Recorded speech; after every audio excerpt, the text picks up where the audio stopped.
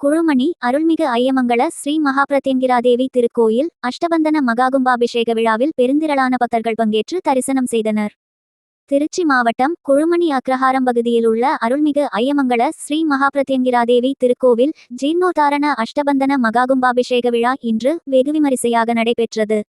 முன்னதாக கடந்த 29ஆம் தேதி ஜீயபுரம் காவிரியாற்றிலிருந்து பக்தர்கள் மற்றும் திருக்கோவிலர்ச்சகர்களால் தீர்த்தகுடம் எடுத்து வரப்பட்டு அன்றைய தினம் விக்னேஸ்வர பூஜை, வாஸ்து பூஜையுடன் யாகசாலை பூஜைகள் தொடங்கியது.